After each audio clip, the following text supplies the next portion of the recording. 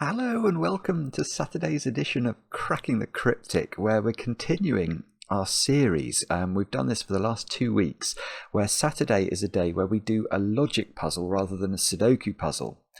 I think last week's was the Philomenosaurus by the Peddling Pianist. Today we have another Philomeno. This is called Secret Fillomino, and it's by Dorlir, the maths professor.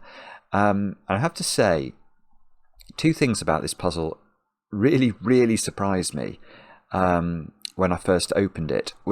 The first is that this is uniquely resolvable. You can see it's it's not got many clues. It's just got some dots. The second, and this is perhaps even more surprising, is that it only has 1 star for difficulty. So apparently this is a pretty straightforward puzzle, but is still very beautiful. And these are the puzzles actually that I wish we got sent more often. It's an incredibly hard thing for a constructor to achieve, something that it isn't trivial, that's important, but is still very beautiful to solve and gives the solver a lot of satisfaction, even though it's not that difficult. Anyway, Dorlir has apparently achieved just that, so I will read you the rules of this one in a moment or two's time. Before I do that, there's a couple of things I wanted to say. I wanted to say, firstly, I don't know how many of you will have watched last night's video, or more importantly, for me at least, had a go at last night's puzzle. It's by Dyer, and it's called Compression, and this is the puzzle, and it's really something else. I don't want to say too much about it, but please have a go, because I think that you will find it an incredible experience. Now, I also have to shout out Bobble Bardsley, who often makes very entertaining comments on the videos, and yesterday excelled himself by noting, is it me, or do these read and sum lines look like Bruce Forsyth doing his strongman pose? And you may say, I know for many, if you actually look at it now, look, this is like Bruce Forsyth's arm. And look, have I got it here? Oh no, I don't have it. Hang on, I have to go and find this. Okay, I found it. Here we go. Look, that's Bruce Forsyth, who was sort of a staple on British TV in the sort of 80s, 70s, 80s, 90s, I want to say, and used to host a show called Play Your Cards Right. So there's Bruce doing his strongman, and there's Bruce in the grid. J. Dyer, did you do this on purpose? I'm not sure, but some of the comments are so funny. You don't get anything for a 1-2 pair, not in this game. And then Marty Sears, as always, it's nice to see this. Nice. Anyway, for some of you, I think you'll find that amusing. For those of you who have no idea what I'm talking about, I apologise, but I thought it was worth it. Anyway, that's not the puzzle we're doing, is it? We're doing Secret Fillomino. Anyway, what else did I want to mention? Over on Patreon, we've got our Sudoku Hunt, which is our monthly competition for September. It's themed on Hollywood sandwiches, of which there are many. And lots of you now have been making your way through all the puzzles. If you do get stuck, especially on the first puzzle, which we made a bit too difficult, we didn't mean to, but we did, then go over to the Patreon chat on the Discord server and you will find a useful hint. Other than that, let's do some birthdays. I've got 2 birthdays to do today, and both of them come with cake pictures. So Julie, it's your birthday today, and I know this because your sister Sarah wrote to us and was kind enough to share with us a picture of your Guinness chocolate cake with Irish cream frosting. Now, look at this. That does look absolutely superb. Now, normally I would be slightly concerned that there isn't enough icing, but no. I mean, that does look extremely nice, and I do like Guinness as well, so I think, Julie, that you no doubt have had a very good birthday today. And, well, I know you had chocolate cake, so what could go wrong? Also, Anne, it's your birthday today. And I know this because your daughter Kim wrote to us and said that you do enjoy the video. So thank you for watching, Anne. And Kim was kind enough to share a picture of a cake you've made Anne, for many of your friends' birthdays this last year. Have I got it? Oh no, where's it gone? There. Sorry, I'm having a nightmare finding all the pictures today, but there we go. Look at this. It's got Kit Kats, Smarties, and I think there's a chocolate cake hidden under all that extra chocolate. Absolutely brilliant.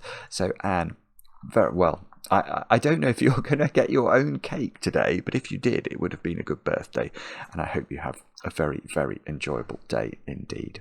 Now, that's all the news, I think. Let me just think. Is there anything else I was meant to mention? I don't think so. Oh, one thing I will say is there are some people who watch the channel who really, really do enjoy it when we make these excursions into logic puzzles. Well, we did actually do, or I did a logic puzzle this week, Phistomefels Cave Litz hybrid. I think I did it on Thursday. That is one of my favourite Phistomefel puzzles I've ever done.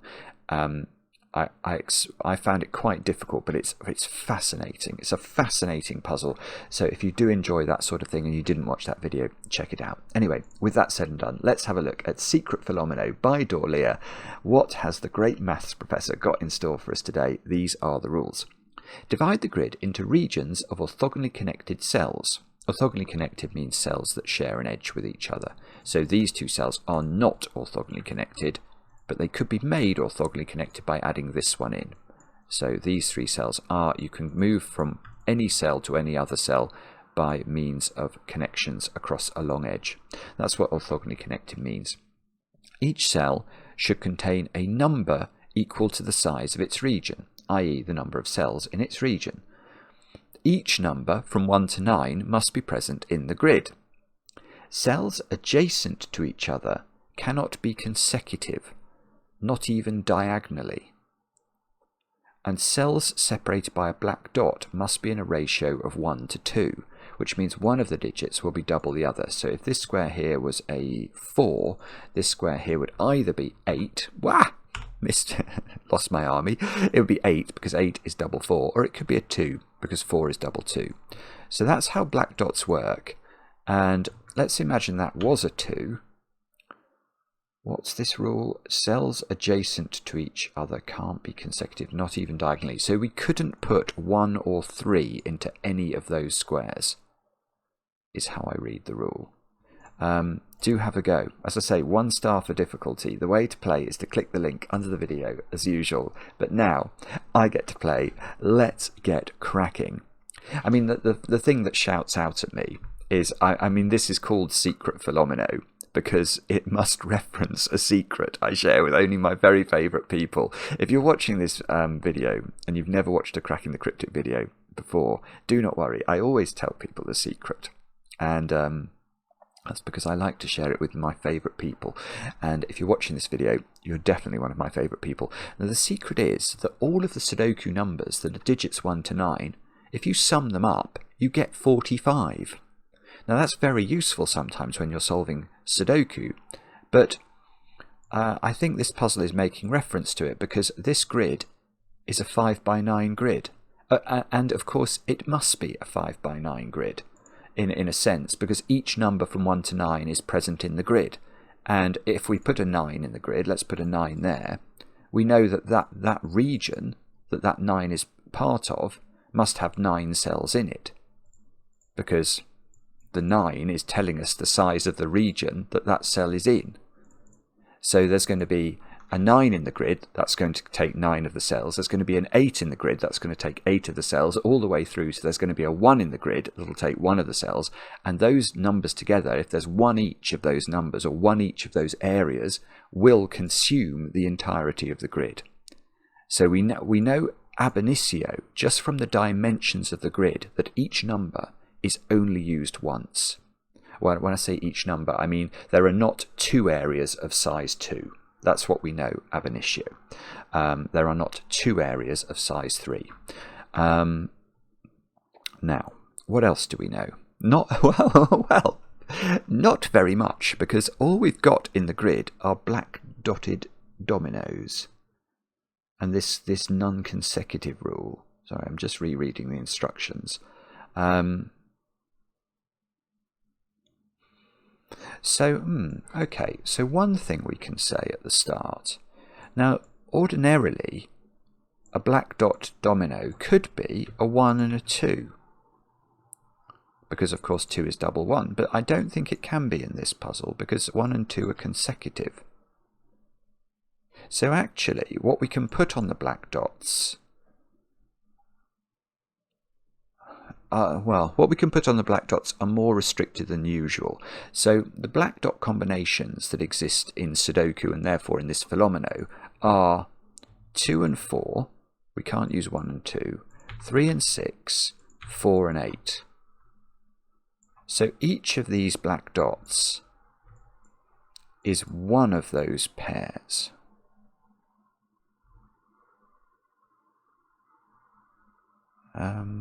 And that must be important. So, why is that important? Let me think. So, only one of them can be a 2-4 pair. Because, if that's a 2-4 pair, let's say it was 2-4 in that direction, we can't make this a 2-4 pair. Because, it doesn't matter how we do it, but this will be of size 2, but it never reaches this dot. It's going to be in one of those two positions, isn't it? So the dots are too far apart for there to be more than one 2-4 pair. So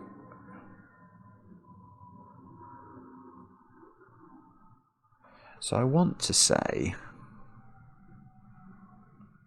that, so if that was a 2-4 pair, how would we fill the other 3 dots? We'd only have the options of 3, 6 and 4, 8, wouldn't we? But if you put a 3, 6 in, yeah, I think this must be something to do with combining the areas together. Because, yeah, okay, here is a thought. Here is a thought about how you could tackle this. Only one of these dots could be 2-4. How many of the dots could be 3, 6? And because we've established we can't have more than one area of size 3, I think a maximum of 2 of the dots can be 3, 6. These can't be 3, 6. If they're both 3, 6, let's try and do it. You can see it's impossible, because you can't connect these two areas of size 3 together. To do so, they would be an area of size 4, and that's just silly. So you could make these two 3, 6, but only if those two were 3s. So where we are now is one of the dots could be 2-4, doesn't need to be. 2 of the dots could be 3, 6, but only if it's these two. And therefore at least one of the dots is 4, 8.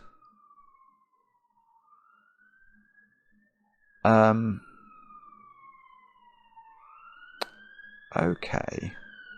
Oh, sorry, there's an ambulance sound going past. You can probably hear that on the microphone. It's not a maverick sound today, but it is still a vehicle sound. So, okay, so at least one of the dots is 4. But if one of the dots is... we know at least one of the dots is 4, 8. That means that, right. So now, okay. So what we're actually being told here is subtle. Because the dot that's 4, 8, let's say it's this one. We know that only 2, in fact it's not going to be this one, but let's just say it was this one. We know that a maximum of 2 of the other dots are 3, 6. So the other dot, the other black dot that's not the 3, 6 pair, if 2 of those are hypothecated to 3, 6, has got a 4 on it. And that's very interesting, because that dot will either be 2, 4 or will be 4, 8. Because those 4s have to connect with each other, don't they? Yeah, I'm starting to see how this works. So how many of the dots could contain a 4, 8 pair? And you could put a 4, 8 pair here. Or you could put a 4, 8 pair there, but only if the 4s connect here. So the only way that we can populate the specific areas of dots that we've got is if we know one of the dots is 4, 8, but we can't make 3 of the dots have a 4 on them. We can't. It's impossible. They're too far away from each other for that to be the case. So 2 of the dots must have a 3, 6 pair on them. And where do they go? Well, they must go here. And the 3s must be in these positions. So these are 3 and 6. And we know that these dots both have 4 on them. One of them is a 2, 4. Well, we don't know. One of them is 4, 8, definitely. But they might both be 4, 8. But given that they both have 4 on, and those 4s can't be different 4s in this grid. We can't have a 4 up there, for example, and then a 4 down here, because that will mean the grid is overcluttered. It's got too many regions in it. There's only one size 4 region. I think the only way that can exist is like that. And these 2 squares are either 2s or 8s. Now, if they were both 8s, 1, 2, 3, 4, 5, 6, 7, 8, that works. Right, so that's very likely to be what we've got to do, is join these up with 8s. I'm not going to put that in, but that's a bit coincidental, isn't it, that you can join these up. What I will do, though, is enjoyably colour my regions. So these 3s can be blue. Let's make the 6s orange. The 6s have to connect. So does that have to be a 6? If it wasn't, how would this 6 connect to that 6? That's 7, is it? 1, 2, 3, 4, 5, 6, 7. That is 7, right. So that one must be orange and must have a 6 in. Therefore, that one has the same quality. 1, 2, 3, 4. I've got 2 more 6s to put in. And 1 more 3 to put in. Isn't it? I tell you something that's quite remarkable about this, is that somehow this solves uniquely from here. Well, how can that be? That's going to be because we can't put 5 in a lot of positions. Is that why? It might be why. But because we can't put 5 anywhere that touches 4 or 6, even diagonally, can we? So where can we not put? We definitely can't put 5. If we put... Well, hang on. We can't put 5 in any of those squares, definitely. If you put 5 here, by the time you'd finished the 5, it would hit the 6. So there's no 5 there. That's only 4 cells. So there's no 5 there. So 5 is in the bottom row. That's the only place it can go. And it's a length 9 bottom row. So 5 is there. That is definitely a 5. But that's actually not that helpful. I know the rest of the 5s are in the bottom row somewhere. So maybe I'll just do that. That's a ludicrous pencil mark, but I'm going to do it. So...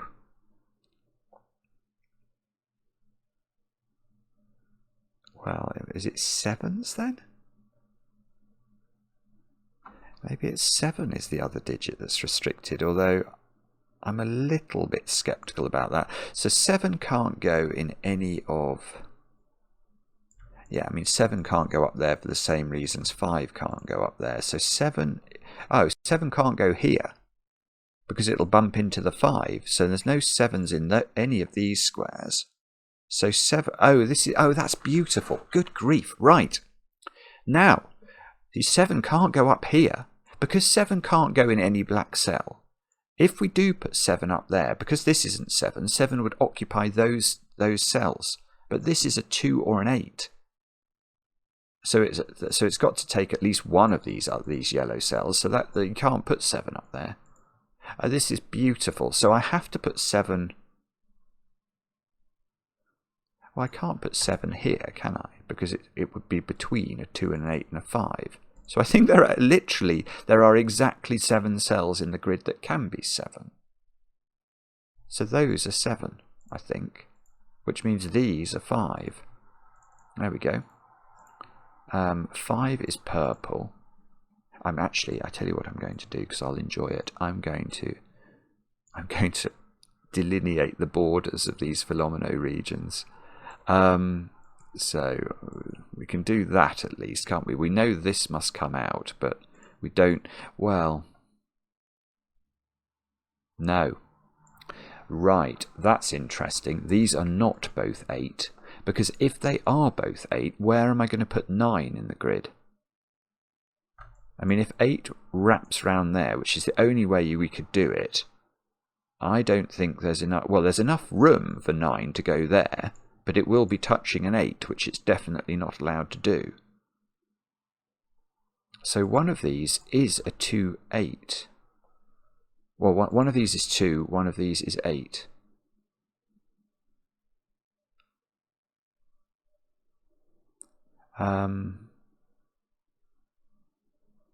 Okay. Oh, so maybe. Oh.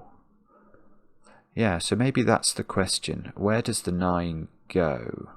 So one of these is 8. If that's 8, that's 8. That's not. Oh. No, that doesn't work. Right, I don't think this can be 8. I'm not certain, but let's make it 8. We then know it would go to at least here, don't we? Now my question is, where are we putting the 9 region? Because I don't think it can now start over here. It's going to bump into 8. So none of these could be 9. None of these could be 9. And that means that 9 is going to be hypothecated to these squares. Now 9 could just fit in, but only by cramming this into one cell, which it's not allowed to be. So I think this is 2. We know it's therefore those 2 cells. This, by the way, is a beautiful puzzle. Right, and we know that that's therefore 8. So I think 9's going to have to be over here somewhere, but let's actually try and prove that rigorously. So the furthest 9 could be is there. 1, 2, 3, 4, 5, 6, 7, 8, 9. So 9 will definitely get to this square, won't it? So 8 can never get to this square, or this square, actually.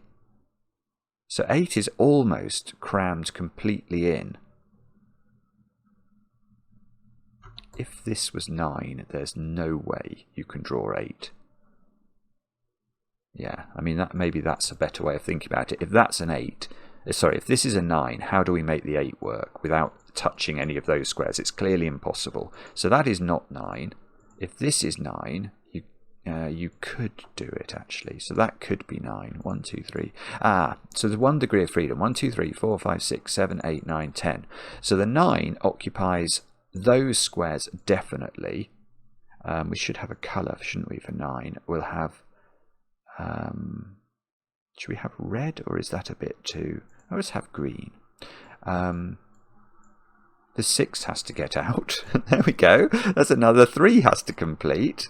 So we're getting a little bit extra thing. Oh, I see, and that just does it. Yeah, that's lovely.